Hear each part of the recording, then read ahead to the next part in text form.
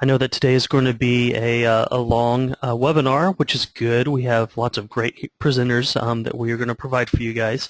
So I want to make sure that we get rolling on time, and that way we can get all the information out as quickly as possible, and we make the best use of your time. So right now I just want to go over a couple of housekeeping pieces. First of all, I wanted to thank you again for attending, and this is our monthly webinar that we have on the second to last month of the, actually typically it's on the last week of the month, but due to the holidays we kicked it up a week, and we were just trying to not have as many conflicts. And so this is a webinar that we provide for you guys, really looking at best practices that are going on around the state and even sometimes around the nation. Today we will be talking about coordinated assessment, but specifically domestic violence populations. So a little bit of housekeeping before I start my introductions. You'll notice that on the right-hand side of your screen there is a menu. And underneath that menu, you'll see a couple things. First of all, you'll see that your microphone is muted. We do have to do this because we will have up to 100 people on this call. And if we do not mute the microphones, we will have a lot of feedback. So everybody's microphone is muted. And if you have a question that comes up during the process of the presentation, there is an actual questions box underneath your toolbar, and so you can click on that and expand it under questions, and you can type in your question. And I would ask, since this is going to be a longer presentation today, that you actually type in who your question is for, so the name of the presenter, and then type in what your question is. That'll come over to me, and I will keep track of those, and then at the end of today's presentation, I will go through those questions, and we will answer those questions to the best of our ability. So, so that information is there for you. I also want to let you know that today's webinar will be recorded, so we will post the webinar up on our YouTube channel within the next couple of days, hopefully by the weekend. And I'll make sure you get it. If you have attended today, I'll make sure you get an email that links over to this presentation that'll be up on YouTube. Also, we have added an evaluation that'll pop up at the very end of the webinar today. And actually, before you even exit out of anything, it'll pop up. And we have just a couple of questions that we will need to ask you to get some feedback from you about the webinar and the presenters and just the context and just general information that we need. So that's the basic housekeeping, and then I would like to at this time introduce Sophia, my coworker, Sophia Checa, who is heading up the coordinated access. I unmuted you, Sophia. Yeah. Is heading up the coordinated access work that's happening here at THN. So you can take it away. Great. Thank you so much, Chris. And I want to echo Chris's welcome and thank everybody for joining us today. So yes, like Chris said, I'm Sophia Checa. I'm the Coordinated Access Specialist at Texas Homeless Network. We won't be discussing coordinated access well, maybe a little bit during this webinar, but we definitely won't be going in great detail about it.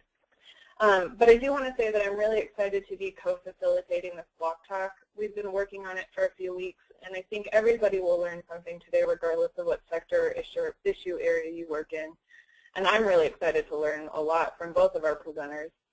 So a little bit about Diversion. Diversion is a service that helps families or individuals who seek shelter find immediate alternatives and, if necessary, connect them with services and financial assistance to help them return to permanent housing and to avoid or shorten the time spent in shelter.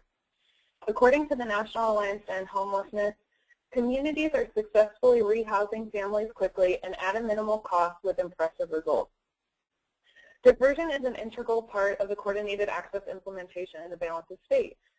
because we are asking case managers and assessors to do something they don't normally do, we've contracted with the Cleveland Mediation Center out of Cleveland, Ohio, to do diversion trainings in our 8 pilot communities. And while the trainings are excellent, they merely touch on working with survivors of domestic violence. This Bloc Talk has been organized to facilitate a discussion that is not often had in the homeless arena or even in the housing community. Our speakers will be discussing how to identify and work with survivors, especially how to utilize diversion to quickly and safely prevent homelessness. So I'm going to take this opportunity to present both of our lovely speakers. I'm really excited to be hearing from them today. Our first speaker is Maria Williams. You'll see her lovely photo on the left. Maria is the Housing Program Manager for LifeWire in Bellevue, Washington. She has worked in the anti-violence movement for over 10 years and strives to specialize in advocacy practice and housing needs for marginalized populations who are facing violence. Maria works to build cohesive staff teams based on a trauma-informed advocacy approach and provides technical assistance to both domestic violence and housing programs across the country that are creating trauma-informed programs. Our other speaker, and you'll see her photo on the right-hand side, is Barbie Brashear. She's the Executive Director for the Harris County Domestic Violence Coordinating Council, a nonprofit organization that works to coordinate a community response to domestic violence in Harris County, Texas. She attended Indiana University, where she earned a bachelor's degree in social work and is a licensed social worker in the state of Texas.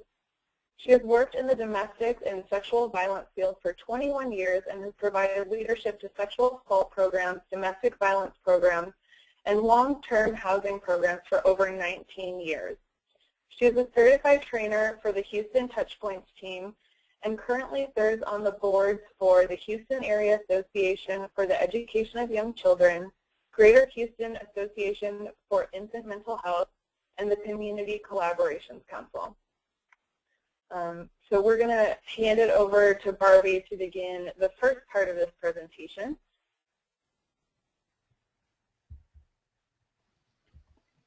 Thank you so much, Sophia. Can you hear me? Yes. Yeah. Okay. Let me put that up. So you have my screen now, is that correct? Yes, we do. Yep. Excellent. So it's such a great honor to be able to present for you today. I think I'm in great company with the Texas Homeless Network as well as with Maria. I had the privilege of meeting Maria a couple of years ago at the National Alliance to End Homelessness Conference in D.C. and learned a lot from her. So we in Harris County are really working hard to try to get up to speed with what she's doing. So I'm excited to hear more from her later as well. What I'm going to do is just kind of give some background information and some, like domestic violence 101 information. One of the things that Sophia and I talked about in planning this is that often homeless service providers may share feeling not great or not knowledgeable actually about serving victims of domestic violence and have a lot of questions and makes them a little nervous. So just know that this is a basic introduction. There are lots of resources available. I'm going to say this now, but I'll say it again at the end. One of the most important things that any of us can do is connect with the service and the domestic violence service providing agencies and our organizations and use them. I can't stress that enough. Get to know who they are in your community and use them, use them, use them. So I'm just going to jump right in and just give some basics. So there's a lot of terminology that gets used when throwing around the words domestic violence, and so these are some of the words that we see. In the early 70s, we heard the terminology wife battering and wife beating, spousal abuse. Now we hear date rape and dating violence. In the Texas Criminal Code and the Family Code, it says family violence and lists family violence, and domestic violence and dating violence falls under that. In my background, in my work as an advocate for over 20 years, the words that I'm most comfortable with and will use most often are domestic violence. And then within the last 5 to 10 years, there's been the use of intimate partner violence. That's what we see in the health care field as well as the research and literature that you'll look for and see. You'll see these words, intimate partner violence. And here's the prevalence. This is what it looks like nationally. Predominantly, this is a violence against women issue. This is not to say that there aren't men who are victims also. However, it's predominantly females. 85% are victims of the victims are women. Each year in the United States, 1.3 million women are victims. And then you'll see this age range here of the greatest risk, females 16 to 24 years old. And I think that's probably, you know, a lot of young mothers that you're seeing coming into your programs fall right in this age range. We know that domestic violence, most cases are never reported. We also know that less than 10% of victims nationally will either call the police or will seek traditional services from a domestic violence organization. So it's very much still a hidden issue, and our domestic violence service providers and law enforcement organizations aren't seeing as many folks as, say, healthcare or even you as homeless service providers, and we'll get to that in just a minute as well. We know that witnessing violence between one's parents is the strongest risk factor for that violent behavior being learned and passed down to the next generation. And statistically, boys who witness violence are twice as likely to abuse their own partners when they become adults. We also know that girls who grow up in homes where there are violence are learning to tolerate the violence and may more often find themselves in violent relationships. We also know that there's an intersection between domestic violence and child abuse, that as much as 60% of perpetrators of intimate partner violence also abuse children in their household. So when you look at these statistics, we know that these are the families that we are all seeing in our homeless services programs. This is what the picture looks like for us in the state. There are approximately 200,000 family violence incidents reported on an annual basis. Last year, this is 111 women were killed. That was in 2009. But in 2013, there were 119 women killed by their intimate partners in the state of Texas. We also know these next two numbers stay pretty static. Over 12,000 adults received shelter from their abusive relationships, and these are just the domestic violence shelters. And they brought with them almost 16,000 kiddos. So that's what the state picture looks like in terms of domestic violence service providers. I just kind of want to add that for our county, in Harris County, we have 4 emergency shelters for domestic violence, and that equates with about 375 emergency shelter beds for Harris County, which is not a lot of beds considering the size of Harris County. It would be interesting for you all to kind of know what that looks like in the communities that you're serving, get to know what those emergency bed spaces look like for domestic violence in your community. But in order to have some common language around what we're talking about, the definition of intimate partner violence, here's what's important to know, that it's this pattern. It's not a one-time occurrence or event, and there's a whole lot of things that are happening in the backstory that we often don't hear when we're presented with our client. So we're presented with a client, and our client is presenting because of a specific event that has occurred, but unless we're truly assessing them and talking about what has led up to that, we never learn the backstory. And that's what I would encourage you in your practice, and we're going to talk about some screening and how to identify, but knowing what that backstory looks like helps you assess the level of danger or the risk that survivors might be in. But again, it's a pattern of assaultive and coercive behaviors, physical, sexual, psychological, economic. So it's a broad spectrum of types and kinds of abuse by an adult or adolescent against their intimate partner. It can be a current or former partner, married, cohabitating, or dating partner. It's important to acknowledge and know that this occurs in same-sex relationships. It's also important to know that it varies in frequency and occurs on a spectrum of presentations across relationships. So it can look different in different types of relationships. In my work, this is the thing that we rely on most heavily. This is called the power and control wheel, and this was developed by a woman named Ellen Pence. And Ellen Pence was doing from Duluth, Minnesota. She was doing a lot of training for criminal justice workers as well as law enforcement, and she was repeatedly, and this is in the early 90s, she was repeatedly being asked a question across the board, and that question was, why do women stay? Why do women stay when all of these things are happening to them? And she wanted to find the real reason. She'd heard many stories from women, but she decided what she would do is work with women and ask them the question. And so what she did is she met with 150 women, and she asked them the question, why do you stay? And these are the answers that were given. And this is an 8-hour training in and of itself. But for today, what I want all of us to acknowledge and know is that everything that's inside this circle, nothing is physical or sexual violence. So the reasons that those women, and most often the women that I have worked with and many of the advocates that I know have worked with, the reasons that they give for staying in those relationships are based on these ideas of power and control, these strategies, these tactics that are used by the batterer in that relationship. Intimidation, emotional abuse, putting her down, isolating her from family and friends, minimizing, denying, blaming the violence on the victim rather than it being my fault, it's your fault, you made me do what I had to do. We know that using children is a very powerful tactic. If you leave me, I'll keep the kids, I'll report you to CPS, you'll never see them again. Economic abuse, we know that for a woman with kiddos, having to support herself can be quite a challenge, and when she's got 2-3 kiddos in tow, that makes it even a greater challenge for survivors.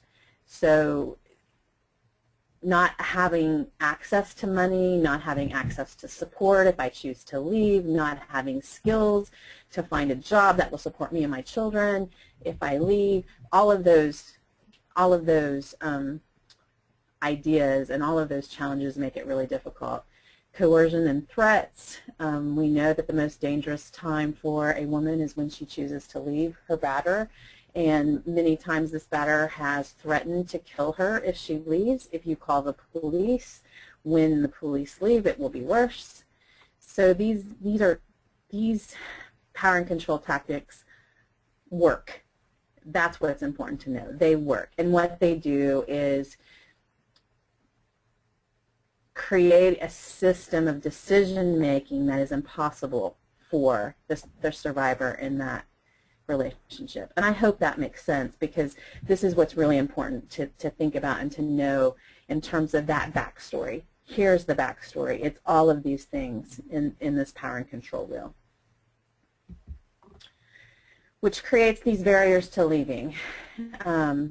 The impact of violence and the fear associated with living in a relationship where someone is controlled over a period of time definitely create a huge barrier to leaving.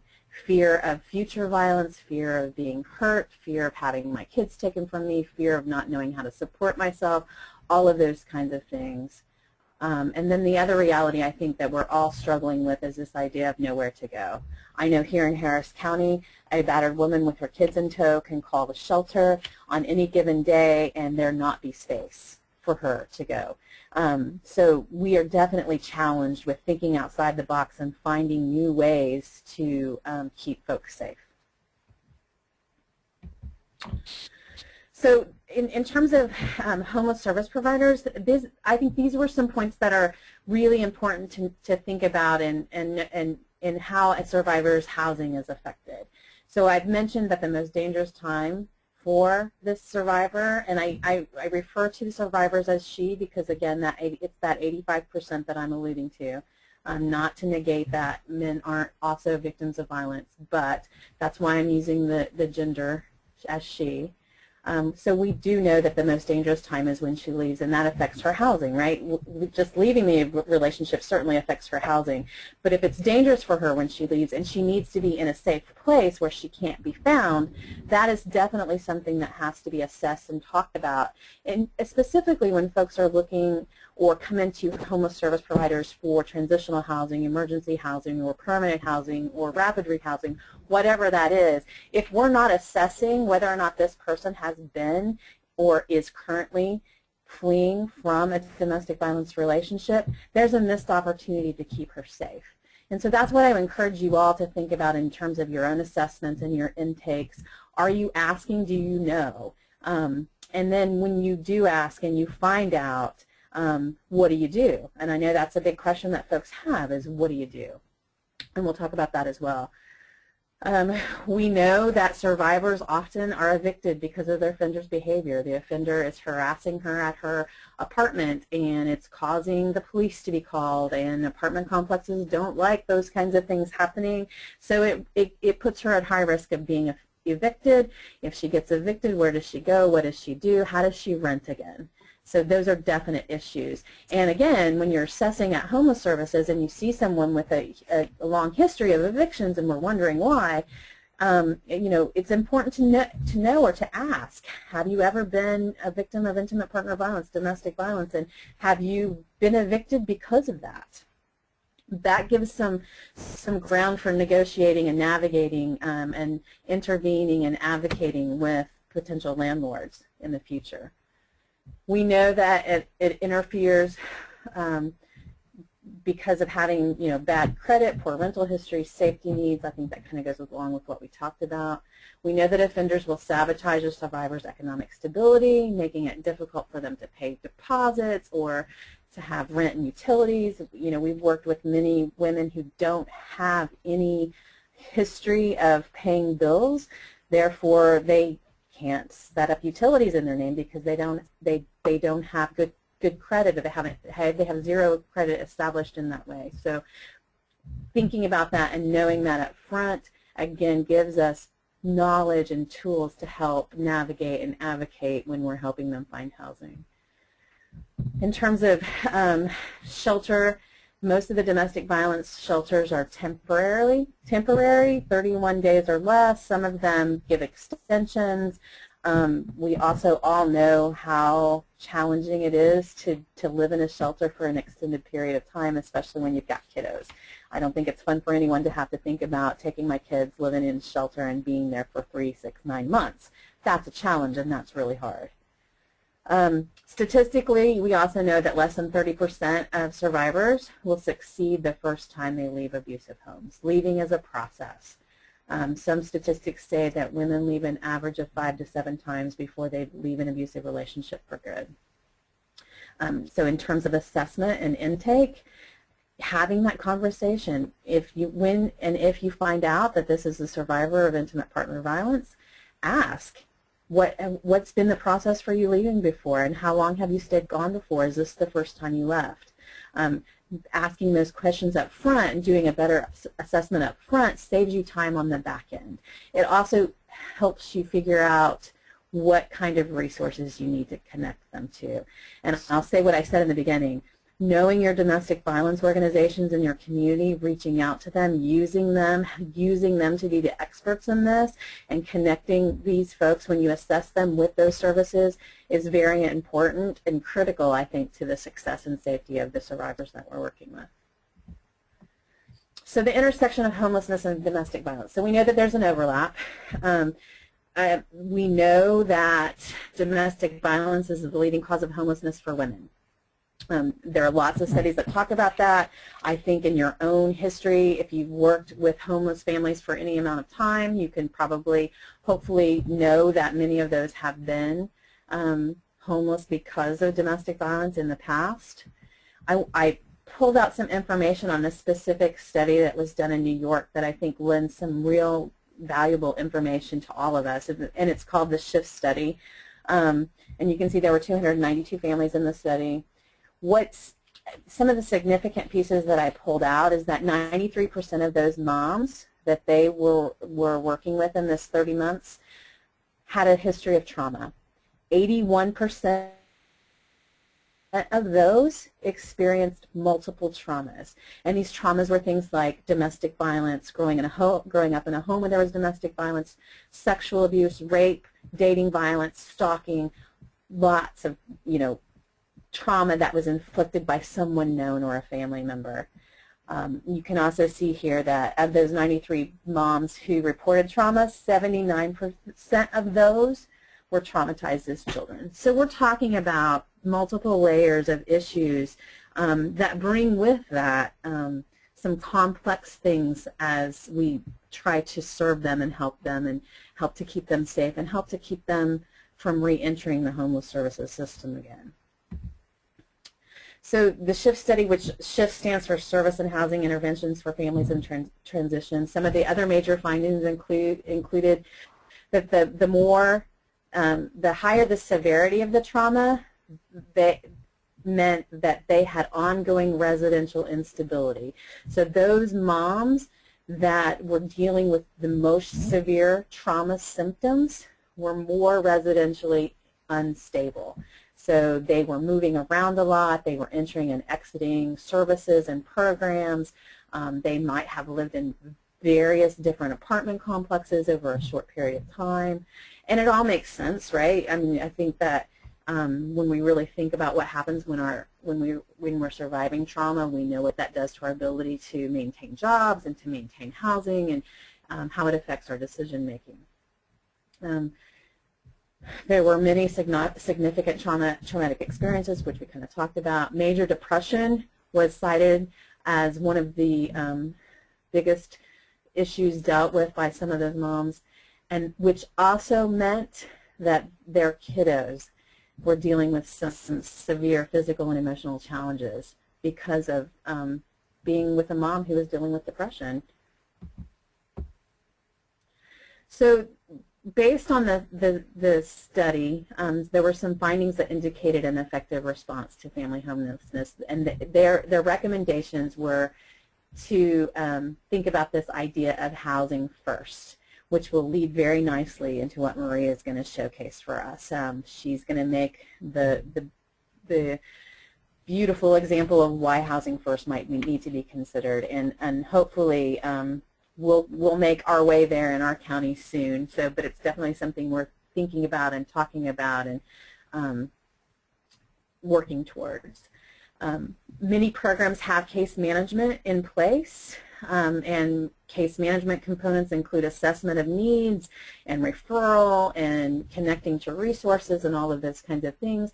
But in terms of a really effective case management model and assessment models, don't leave out assessing for intimate partner violence in the past or present. Don't leave out assessing for trauma presently or in the past. Those are really critically important to identifying strategies for helping this family be successful. Trauma-informed care, that kind of goes along with what I've just talked about. The other effective response that they alluded to and suggest from the study are parenting supports and skills trainings, because again, these were all families that they were working with, and they had the huge finding of depressed moms, which also meant behaviorally and emotionally challenged kiddos. So making sure that parenting supports and skills training for parenting was in place was a key factor. Offering, providing, making connections with mental health services. I know that's a challenge for many of our communities. I've done a lot of training across the state, and in every county that I've been in, that has been identified as a huge gap for families, that there aren't enough mental health services. So we have to get really creative in how do we find partners to provide that. And then the last one is child-centered services and programs to support those kiddos that we're also serving. And I know that lots of programs do a really good job of making sure that they're holistic and family-centered programs, but this is a study that just tells us why we should be doing that. So these are some screening questions, and I hope that this PowerPoint will be made available to folks. There are lots of different kinds of screening questions, but these are just some that we pulled together that we thought were helpful and they're easy to use, but it's thinking about asking folks, has your partner ever pushed, slapped, hit, or hurt you in some way? Has your partner ever hurt or threatened you? Has your intimate partner ever forced you to do something you did not want to do? So that these kinds of questions look at not just the physical violence, but get to that backstory. What is the level of power and control that's being used, and how has it impacted you? So these are just some suggestions and thoughts for questions that you might include in your screening if you're not already asking in your intake procedures. This last one, has your partner taken the children without permission, threatened to never let them see you again, or otherwise harm them, not only helps you determine what the kiddos are experiencing, but it gives you information about that backstory, and that mom can tell you that, you know, that's probably going to be one of the reasons why she has given for not leaving before, because of these ideas and these challenges with the kiddos. So we're kind of coming to the end and wrapping up my portion before I pass it off to Maria, but things to think about are, do you have a screening process at intake that is specific to asking those questions that we just talked about? Some of these. Do you have screening for that right up front? If you don't ask, you won't know. And the longer it takes you to find out, what a missed opportunity to connect to resources, but it's also a missed opportunity for creating safety for not only the family, but for the other families that may be in contact with that person or staff folks. So it's critical to identify up front so that we increase that safety and we increase that survivor victims' access to the really important services that they need. And I can't stress this enough. I'll say it again. Who are your DV service providers in your community? Do you know them? Do you have a name? Do you have a number of a person that you know to call when?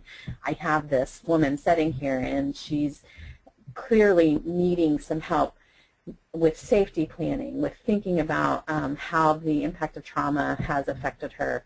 You know, we as social workers, we come into this work with this idea that we have to be the fixer, but we don't have to be the expert on everything. When we're most competent in our jobs, we know who to call for what. And so I really strongly encourage you to, again, find out who the DV resources are in your service area, get to know them, know that person to call. Don't be afraid to use them. And these are all the kinds of resources that survivors need and many more. It takes us all working collaboratively and cooperatively together to really make a difference in the lives of survivors. So I'm going to close with this quote from a client that I worked with in the past. When a woman is in an abusive, and these are her words, when a woman is in an abusive and controlling relationship in her marriage, their lives really are not their own. In my situation, I wasn't free to make a lot of my own decisions. Once out of this environment, I was out physically, but not completely out emotionally. The last thing I would have needed is the very people helping me to now force or mandate that I do what they want me to do.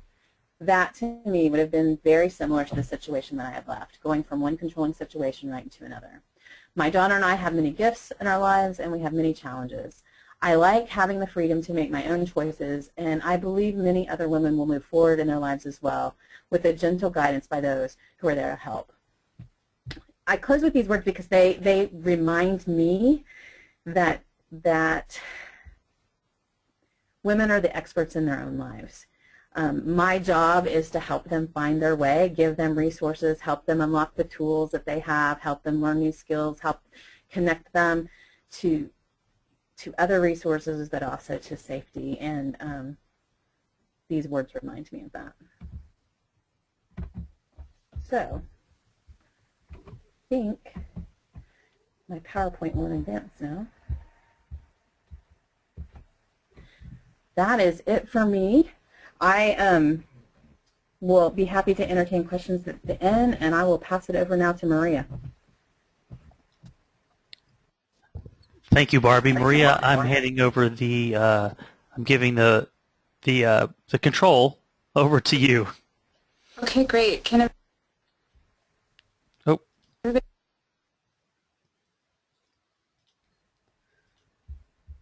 Hi, can you hear me? Yeah, we can hear you now. Okay, great, thank you. And can you see my computer screen? It's coming up right now. Okay, great. Okay, perfect. Barbie, thank you so much for that. I think that's such a great way to lead into talking about diversion services for survivors. Like Barbie said, it is so important to know your own community and to know what resources are available, because you really don't have to be the experts at everything. So what I'm going to talk to you about today is just sort of an overview of what LifeWire does, and how we provide diversion services for domestic violence survivors. And we are a domestic violence agency, and the largest in the state of Washington. And so that does color the perspective, but we do a lot of collaborative work with mainstream homelessness providers. So my name is Maria. I've worked here at LifeWire for 6 years, and I'm originally from Kansas. And so it does me a great deal of good to talk to you all in Texas today, because I always enjoy being able to speak to people in the Midwest. So thank you so much for asking me to be here with you. It's a real honor. So here's my information, and you can feel free to contact me anytime if you have questions that go beyond this webinar. So LifeWire, here's a little bit about our agency. This is very typical of the services provided by most domestic violence agencies across the nation. It also gives you an idea of what our budget is, which I added specifically because the scope of our services is pretty large in comparison to a lot of DV agencies. And so we come from a place of privilege with the amount of resources that we have. And we're very aware of that, which is part of the reason that I really enjoy talking to others about our programs. But it's very important to be realistic about what your community needs and what your community can establish based on the resources available. An overview of our services more specifically, we have both a community advocacy program, which helps people that are relatively stably housed in the community at least, and then we also have a variety of housing services and prevention services too that work specifically in schools and with young adults. What we found over the years that really works for our community, which is suburban King County, is that a variety of housing options is really important. So just saying to a survivor who comes in contact with our agency that you can enter into emergency confidential shelter or you can go into transitional housing doesn't fit the bill for what our survivors need here. And I would venture a guess doesn't fit the bill for what most homeless folks need in general. So we've diversified our housing services throughout the years quite extensively. Our agency started with just an emergency shelter and has expanded from there. But one of the most, I think, important things that we do is offer a wide array of housing services. It's really easy when you're talking about diversion to get caught up in the idea that that's the only thing that works, when truthfully we know that it's the variety of housing options that really serves a family to keep them either have the episode of homelessness be as short as possible or to keep them out of the homeless system altogether. So these are our programs. And the other thing I wanted to share with you before we dig too much in is that our advocacy services are really driven by what we have found survivors have asked for and what they really need. And that seems like that is something that would be really typical, but unfortunately what we found is that it's not always. And that is simply because domestic violence advocacy went from being this really grassroots movement in the United States to becoming very driven by funding and lack of capacity. And when you are focused on the lack of and not being able to meet needs on a pretty consistent basis, it's really easy to sort of clamp down on what you know as a service provider to be true. And that can very quickly slide down to not meeting the survivor where they are and giving them what it is they're asking for. So it's tricky, and it's a huge component of providing trauma-informed services, and it's also a huge component of providing housing services that really meet needs. So individualized and flexible advocacy and supportive services is one of the most important and key components to having a Housing First program that will work for families. So we were the very lucky recipients of a grant from the Gates Foundation. The Bill and Melinda Gates Foundation, based in Seattle, formed a partnership with our domestic violence statewide coalition to run a pilot program called Domestic Violence Housing First. And the DVHF program was really run by a trial and error for some time, and the Gates Foundation was really into the idea that the things that the National Alliance to End Homelessness were talking about were really true, and that's that if you are willing to provide diversion services, that's what's going to keep a family out of housing, or out of homelessness and into housing in a more rapid manner. And so we were funded for 3 years at $100,000 from the Gates Foundation, and it changed the way that we provide services. The first year that we got the funds, we were really sort of turned upside down by them, because we had never, as an agency, been in a place where we had received funds that didn't have a bunch of strings attached. And I'm sure, as you all can relate, in housing programs, we get these large state grants or large federal grants, and there are 10 bajillion things that you have to report back on, and there are 1,000 things that a program participant needs to have in order to be in your program.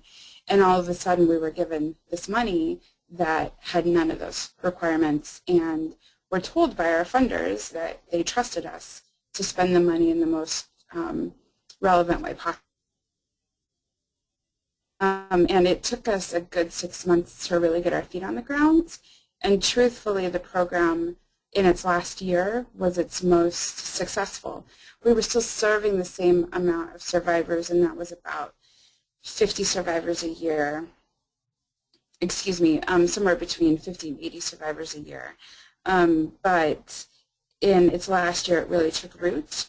And that was because we were finally comfortable with the idea that things could be different. And so this sort of work is a philosophical change, and it's a change that needs to be felt throughout the entire agency and can be really difficult to come by.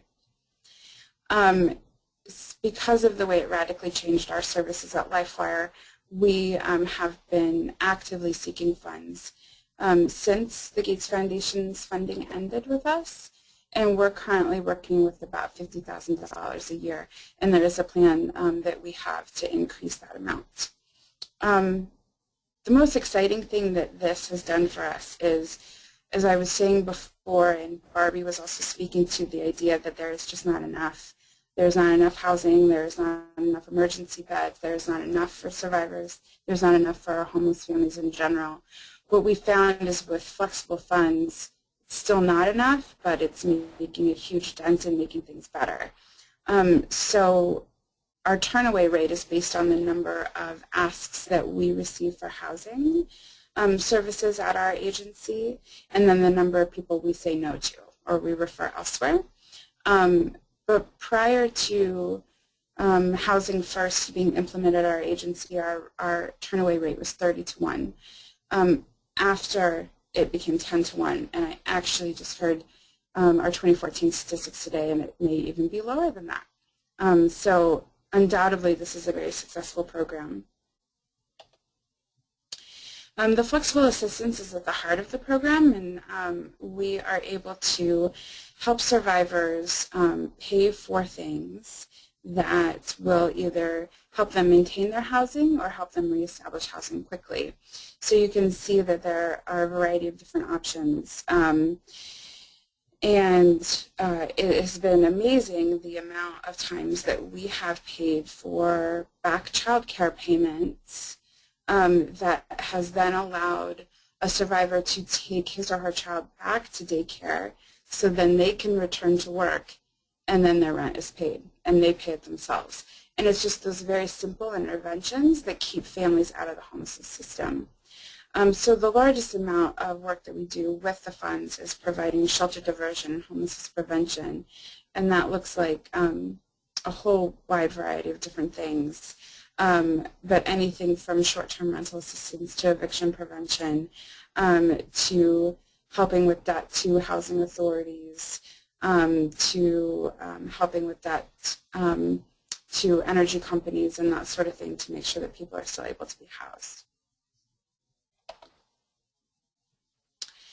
As I was saying before, that diversion for survivors of domestic violence, at least here in King County, was really driven by the idea of lack of resources and that we want to keep families out of the homelessness system.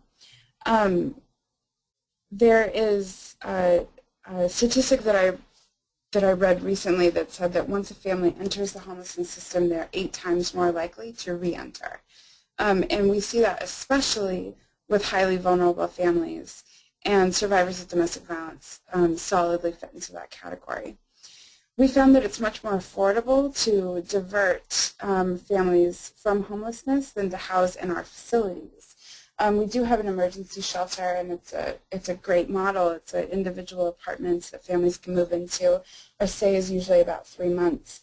But what we found is that the average cost to keep families in emergency shelter for that amount of time is about $5,000. Where the average cost to move a family quickly into permanent housing is about $1,500 to $2,000, where the average cost to keep a family housed in housing they're already in is anywhere from $45 to about $900. So as you can see, the comparison is just really outstanding. The other thing that's important to understand when you're looking at diversion specifically for survivors of DV is that traditionally DV programs came from the model that really to even begin to access services for a family that they needed to enter into emergency shelter. And what we want to do is make sure that we're keeping folks out of emergency shelter. So it's easier to engage in services. A family doesn't have to become homeless to receive housing services. And this has been particularly important with the implementation of coordinated access here in King County.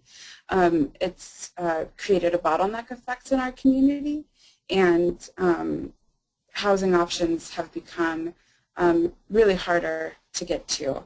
And because of that, we want to make sure that we have as many options as possible for survivors. Implementation of diversion and DV housing first really changed the way that we provide services. We ask folks about their housing needs immediately upon contact with them because we believe philosophically as an agency that once a person is stable in housing, they can more effectively address the trauma that they've been experiencing. It's a whole lot easier to be stable in housing and go to court after having woken up in your own home and made coffee in your own coffee pot and gotten your kids off to school and then go to court to deal with this really ugly thing than it is to wake up in your car and figure out how you're going to get there. Or than it even is to wake up in emergency shelter and know this home isn't yours and then go and deal with an even greater traumatic experience potentially. So we want to make sure that folks are stably housed. We've really also integrated housing services across programs. We used to have a very siloed agency, and that housing services sort of did their own thing, and community advocacy services did their own thing. And what we found really works is for everyone to be addressing housing issues at the front end. We've also developed many partnerships with local housing providers and local financial institutions to help survivors reduce debt, establish bank accounts, and then be able to lease up in a relatively quickly manner. We've also experienced significant changes in funding at our agency. We receive far more funding from local foundations and philanthropic agencies than we ever have in the past. Those are that's the money that tends to be the most flexible. But what we have seen in the past year is that flexible funding is beginning to be built into county contracts, which is really exciting. Our agency has really philosophically changed in that we're willing to look for funding that matches the highly innovative programs that we have rather than making our programs match funding, which has been such a big deal. So in conclusion, the most important thing that I think that folks can remember about effective housing solutions for survivors is that a variety of options are key. We need to move away from the idea that survivors are automatically moved into confidential shelter, because that's not the model that works for everyone. It's a housing advocate that can work to provide those options too. It takes the onus off of the survivor to say, like, well, I could do this, or I could do this, or I could do this, but when as an agency, you can say, actually, you can choose from these variety of resources we have, and let the survivor have more autonomy over that situation. And the survivor and the advocate really work together to figure out what the best fit is for them. It's also important to remember that the best fit can change. We know that after a survivor leaves an abusive relationship, violence is far more likely to escalate, and the risk of the survivor being killed after he or she leaves increases greatly. And so what we know is that sometimes a person can identify that this is what I need, and that can really rapidly change. So it's really, really important for us to be able to provide flexible advocacy services and flexible funding that are going to be able to meet the needs of the survivor wherever she or he is. So that is what I have for you today, and I'm also happy to take questions. Thank you so much. All right. Thank you very much, Maria. And I'm going to open up the mics for Maria and Barbie and Sophia at this time, and I'm going to turn it over to put on the questions slide. And we have a couple questions that have been sent in so far. And so I'll just read that, and then I'll kind of let you guys decide who wants to answer it. But essentially, do you feel that all questions are important to the domestic violence screening, or are there particular questions which are more important, such as doing like a quick screening? So this is Barbie, and Maria, feel free to jump in. You know, I think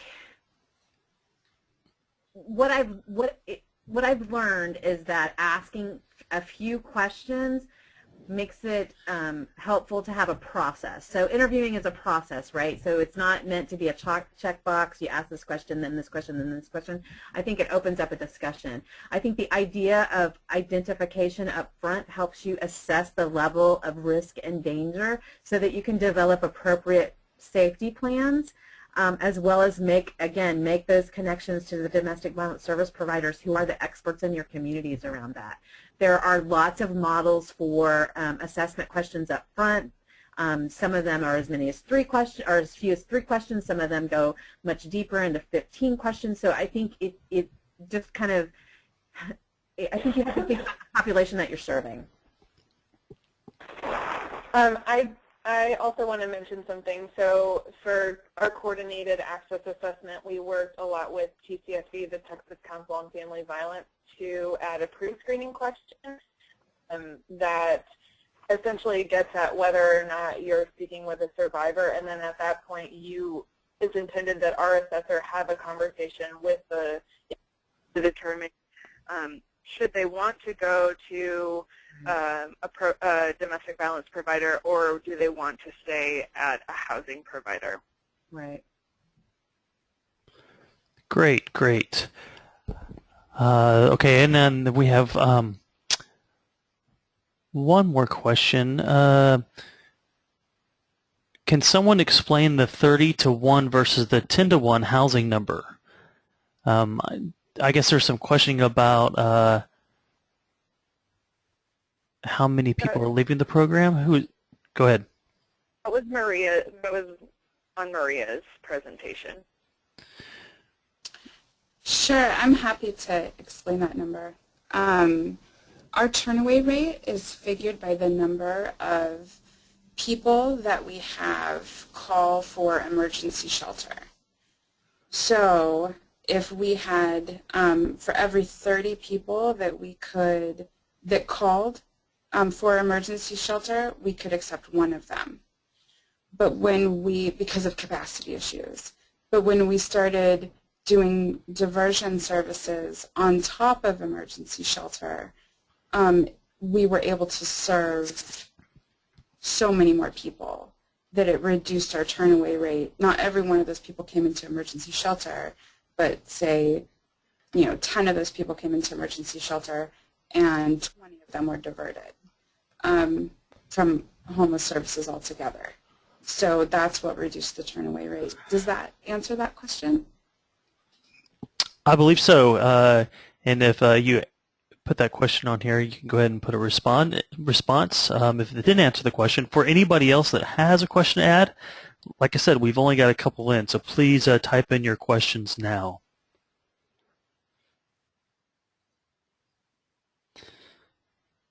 We need some Jeopardy music or something to play while we're doing this. All right, we have another one. Let's see. Do any domestic violence providers allow outpatient services? In other words, if a person opts into regular housing provider, can she access domestic violence services without being at a shelter?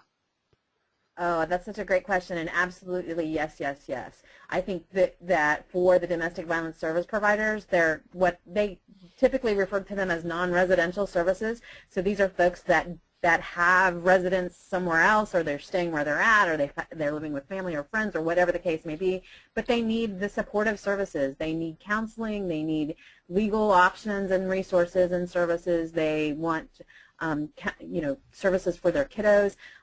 Here in our county, our service providers, I know the Houston Area Women's Center and the Bridge and Bay Area Turning Point all report huge numbers of non-residential services that they're providing to both women and children as well as men in the community. So it's a good question. Great. That's very good to know. All right, you got a couple more seconds to type up any questions and send them our way. It looks like you did answer the question about the 31 and 10 to 1 question, the diversion question. That's great. And I will just go ahead and share that we have, besides the two presenters, myself and Sophia on the line, we have 32 other individuals from around the state. So that's great. It's really good attendance. Maybe I'm going to take this time to thank everybody. Chris, well, hopefully somebody sends in another question. But Barbie and Maria, I really want to thank you guys for all the content that you put together, and you were wonderful to work with throughout this entire process. I've been in homeless services for only 5 years, but I was formerly an assessor for homelessness prevention and rapid rehousing, or HPRP, and I worked with a lot of survivors but never got formal training. So I think this will definitely start or even continue the conversation about the need for formal training for housing providers and their staff on the unique needs of survivors of domestic violence. And I think it will also continue our conversation on diversion, but also attempting diversion with survivors. So I hope everybody is leaving very inspired by everything that was discussed today. I know I am. And I'm probably going to watch the recording again. So again, thank you both very much, and I also want to thank everybody for hanging on. I know it was an extra 30 minutes to a traditionally 30-minute block talk, but I think you staying on for an hour is evidence as to why this conversation is so important in our field. I concur. Thank you so much, Barbie and Maria, for being on the line with us today. And Sophia, thank you so much for getting this lined up for us and really just being able to help us present and get this information out there. We will have many more Block Talks to come. We will do one each month. next month during December, we are going to be talking about the point-in-time count, and Houston will actually be talking about how they did their point-in-time count, including their youth point-in-time count last year. So that's going to be great. It's some really good material. And so what I'm going to do is I am going to put up the next slide since we don't have any other questions added. Oh. I actually have one more thing to add, Chris. Go ahead. If anybody is interested in signing up for diversion trainings, we have 2 that have a few more spots available. There's one in Harlingen on the 15th and 16th of December, and then there's another one in Corpus Christi. Sorry, I'm organizing so many of them so I get the dates confused. There's another in Corpus Christi on the 18th and 19th of December. So if you're interested, shoot me an email. My email address is Sophia, S-O-P-H-I-A, @THN.org. And Sophia, when I send out the response around this Bloc Talk, I will make sure I include the flyer that you sent out earlier that has all the dates and everything on it for the diversion training. Great. Thank you so much, Chris. No problem. And then right now you should be able to see my name and contact information. So if you have any questions about future Bloc Talks or about the information that we're going to send out, please email me at that email address there. Other than that, you will hear from me or you will get an email from me within the next 24 hours about our next Bloc Talk and the information from this Bloc Talk. So I'm going to try to, I'll talk to Barbie and Maria about including their PowerPoints, and we'll also get a YouTube recording up. So I just wanted to thank everybody for being here, and you guys have a great holiday coming up next week, a great Thanksgiving with your families and such.